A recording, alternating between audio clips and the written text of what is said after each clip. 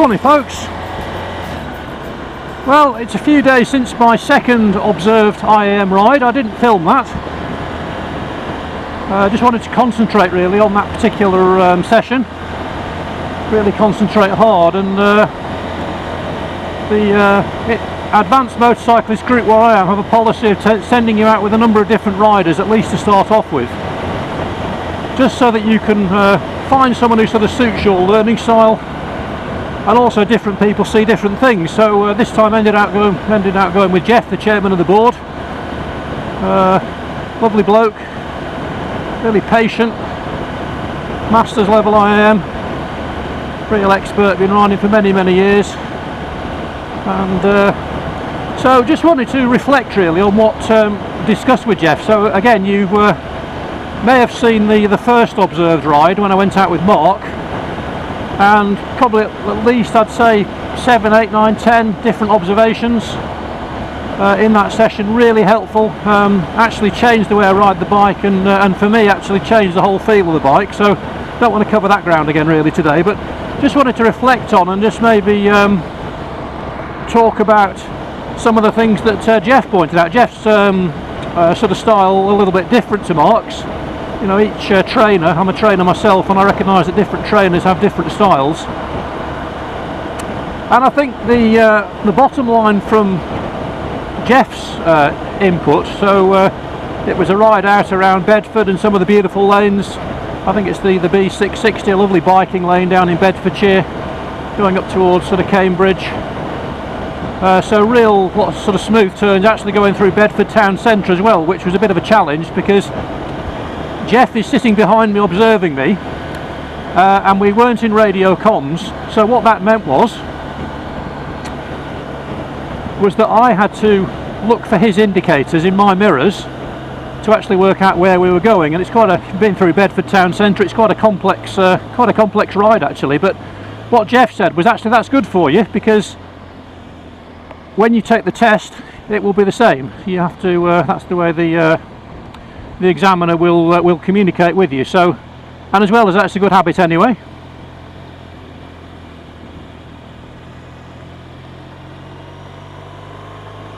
So heading up the Foss Way now, Roman Road. Yeah, so that was the first thing. Now a number of things came out of it. If I had to sort of sum up the whole session, it was really about rhythm and assertiveness, because I've been riding very digitally, made myself some very hard rules, trying to ride the sort of highway code way. So one of those examples would be, for example, the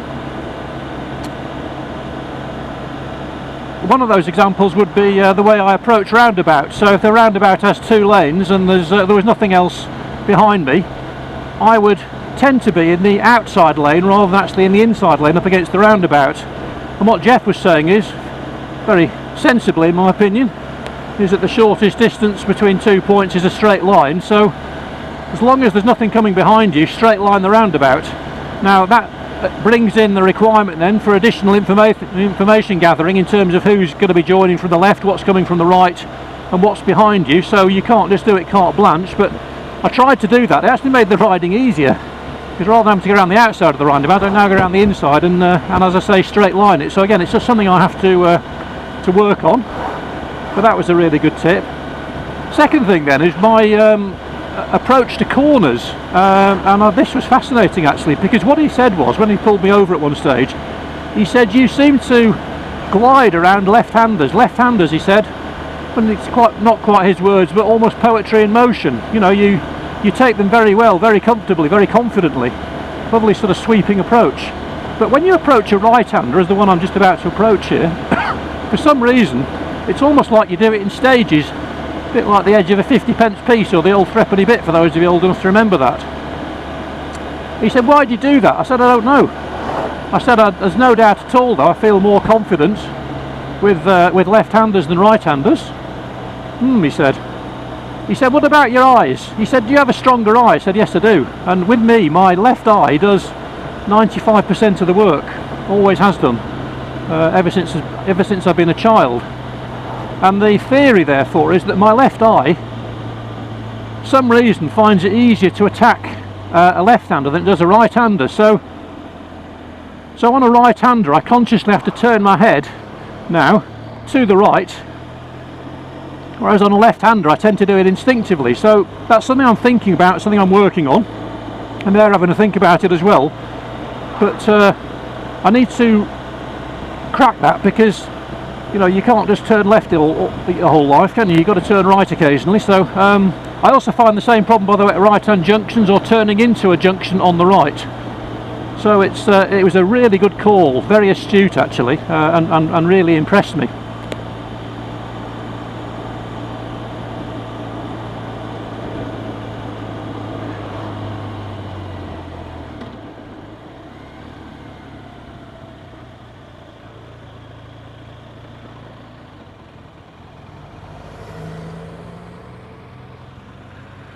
So observation number, where are we up to? Number 3, I think, something like that. Observation number 3 then was managing the traffic behind me. So if I'm approaching a junction and I tend to be, let's say, over to the left, or maybe a corner, let's say a corner, I'm going to be going around a right-hand bend, so I'm over on the left-hand side of the road. And again, Jeff pulled me over and we sort of said, well, why are you doing all this? So of course, thinking I was the expert, after 9 or 10 weeks, I said, well, I'm in position 1, Jeff. He said, well, so position 1 obviously over on the left, position 2 in the middle, position 3 near the white line over there. He said we call it curb, over to the left. Command, which is the central position, which essentially means you're dominating the road space. And then crown, which is over towards the white line, which you would be in, you know, looking for an overtake or looking to go around a left-hander and open up the view. So that's another thing I've had to internalise. But back to the main point, so that's the terminology, back to the main point.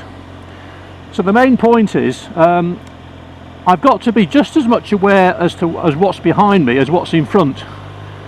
And I think the point being that if I tend to, like here, if I go over to the left, yeah, I know it's a very sharp right-hander, so it doesn't really make the point.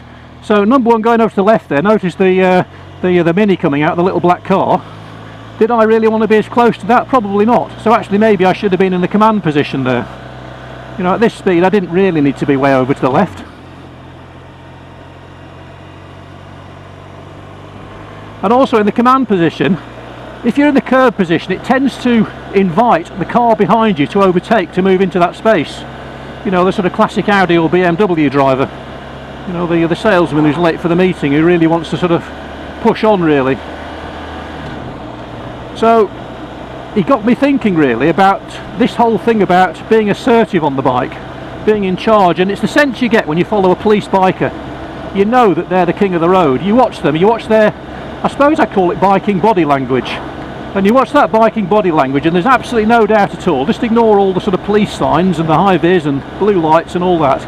But the way they ride is that they are absolutely in charge of that situation. And there's no doubt about it, their whole body language, the whole messages they give off from the sort of physicality of their position just says loud and clear, I'm in charge here. And I think for being an advanced rider, I'm beginning to understand that's part of what it's all about, really. So that was the next point, really. So it's all about, and then I suppose the final point then was just about the rhythm of the riding. So I'm, you know, approaching a roundabout or a junction, and I do this in the car. So while I'm not doing it on the bike, I guess I'm thinking of lots of other things. But in a car, what I will do is I will assess the roundabout many, you know, yards away, you know, 200 yards away, and I'm thinking about the gap I want to go into. Well, of course, on a bike, if you stop, you've got to put your feet down. It means the guy behind you has got to stop, causes frustration, starts to build up a queue, starts to build pressure on you.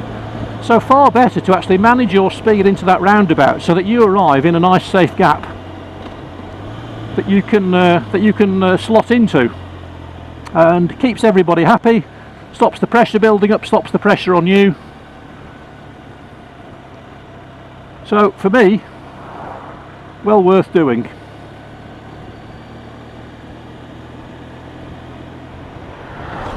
Yeah, so if you put that together as a package, I think what it sort of spoke to me about really was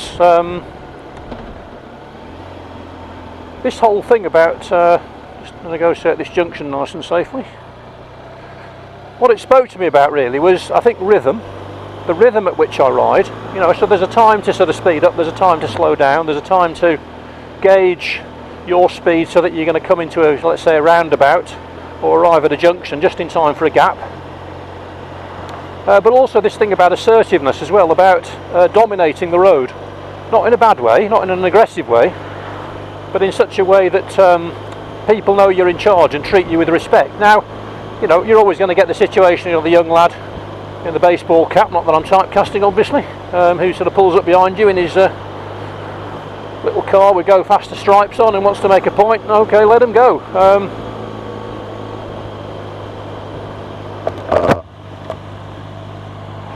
But it's given me a lot to think about really, so, and I think it's more, I suppose, a philosophy really than anything else. Maybe the first session was dealing with individual technical skills. The second session was more about the philosophy, the style, the character of the ride. So again, I'd be interested in your views, you know, your approach to that, your philosophy, and what you think about what I've said. So just reflections, so just a brief video.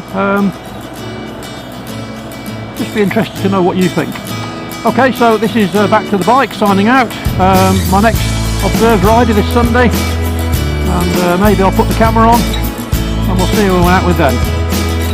Okay, but signing off for now. Take care, ride safe, and thanks for watching.